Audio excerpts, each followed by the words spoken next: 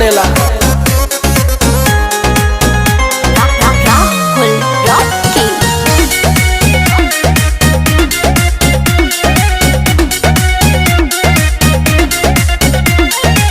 चैती बयरिया मचौले बतबाही, लस लस देह करे आवेला जम्हाई।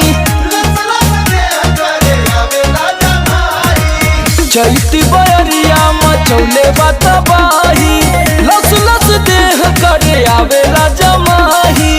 कैसे बता